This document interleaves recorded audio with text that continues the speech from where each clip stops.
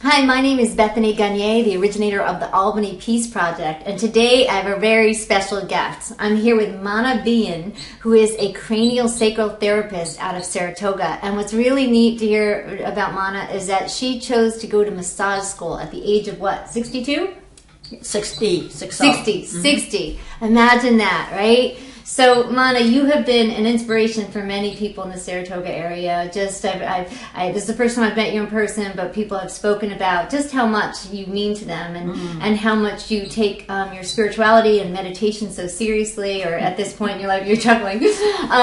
And just earlier I was asking you about that, and you had said that you've actually always been somewhat spiritual, right? You're a mother of 9 children. You said that was a spiritual path as well, right? Very much, yeah.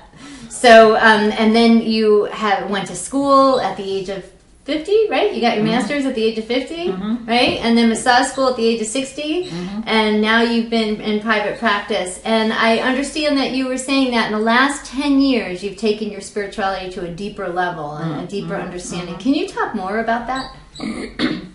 Yeah, I think most people, probably not, I remember hearing this said at Kripalu that many of us get hit over the head with a log. Some people find their spirituality, almost they're born into it.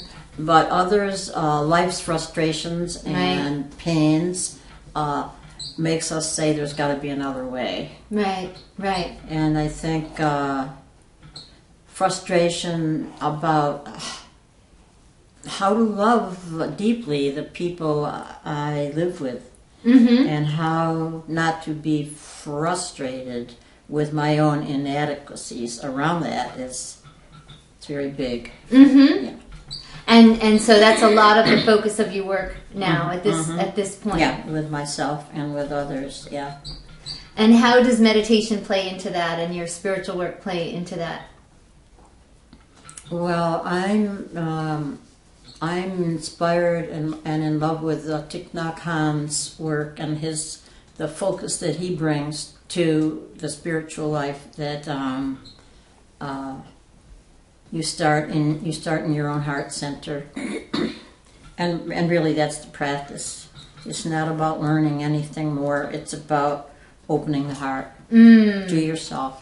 And how would it just opens to other people. Right. So how would you suggest someone who's kind of just working with this work just now you say open the heart? How could you explain that to someone who's kind of new, kind of coming to this work? Just where to start? Where do people begin? So listening to your own pain. And I heard this. I told you about this little booklet where Thich Nhat Hanh discusses his peace project in prison and teaching the men how they can bring it down to a very practical level. Walking meditation, breathing, eating consciously.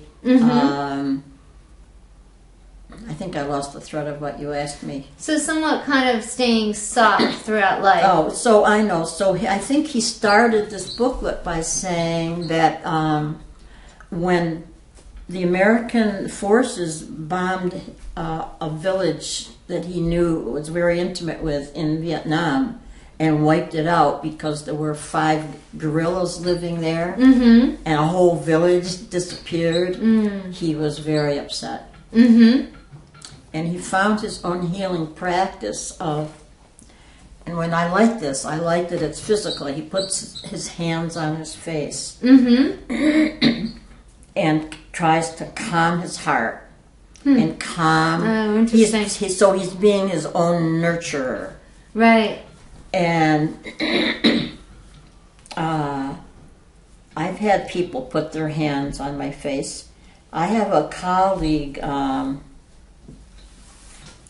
Janet Orzano, who has a lovely CD that she gave me where you put your left hand on your heart and your right hand on top, and then offer your heart peace. Right. Because it's very interesting. The heart and the hands are formed the same week in the uterus. Oh, I didn't know that.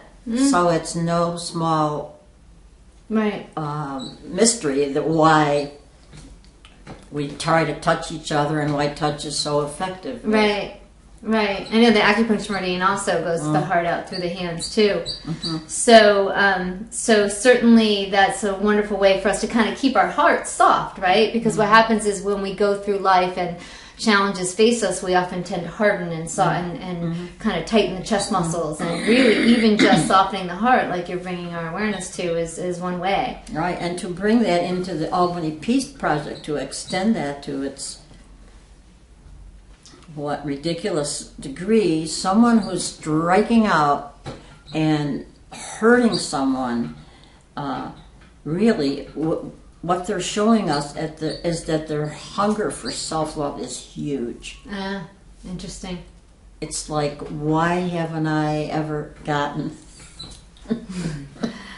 why haven't I gotten the love I deserve and long for? And so now, I'm going to start punishing those who haven't given it to me. Right, right. And we see it in our own small ways in our own lives. Right, right, absolutely.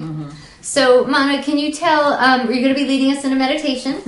And before we begin, just tell, you're a craniosacral therapist, right? And you've been in practice for how many years? Since you got out of... yeah, since I left massage school, that's 60, so 22 years. Oh my goodness. So what are you going to do next decade, right? Interesting. I know. Fly to the moon. You're a woman on the move. So, so Mana's going to lead us in a meditation now, and she's going to teach us how to soften our heart, right? And send peaceful intentions out to the city of Albany, and good segue. Thank you. All right. Thank you very much. Thank you, Mana. Thank you. Thanks.